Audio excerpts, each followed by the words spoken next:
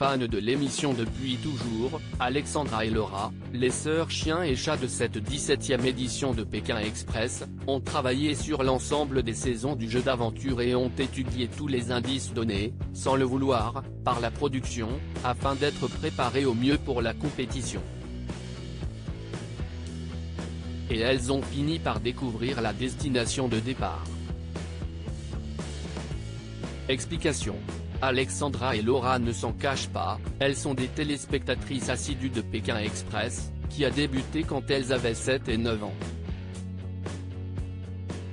Pour le producteur Thierry Guillaume, elles sont probablement les plus grandes fans du programme cette année. Elles le regardent depuis qu'elles sont toutes petites. Elles s'étaient jurées de participer à l'aventure. Et en effet les frangines confirment, on suit l'émission depuis le tout premier épisode. Quand elles ont appris qu'elles étaient enfin prises, après avoir postulé 2 fois, sans succès comme elles nous le confiaient précédemment, elles ont bossé au maximum, au point de devenir des encyclopédies vivantes du programme. Avant de partir, on a revu toutes les saisons, on a répertorié toutes les épreuves, on a essayé de les refaire comme celle avec les yeux bandés par exemple.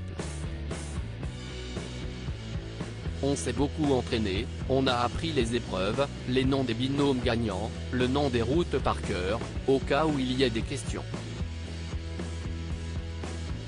Laura et Alexandra, Pékin Express 2023, suite au test sur l'hypoxie, on a déduit qu'on allait en altitude et celles qui n'aimaient pas Alexandre et Chirine au début de l'aventure ont fait une découverte statistique, on s'est rendu compte que cela faisait pas mal de temps qu'ils n'avaient pas fait l'Amérique latine sachant qu'ils la faisaient régulièrement.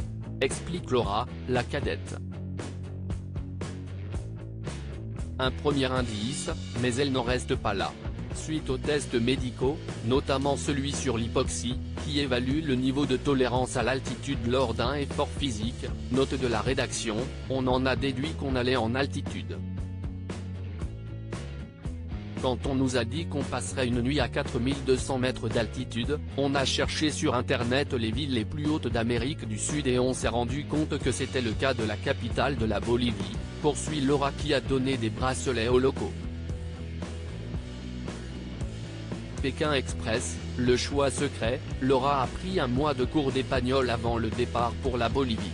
Les Parisiennes, adeptes des voyages, ont même eu une dernière confirmation, on a aussi dû se vacciner contre la fièvre jaune, et être à jour d'une 3e et 4e dose contre le Covid.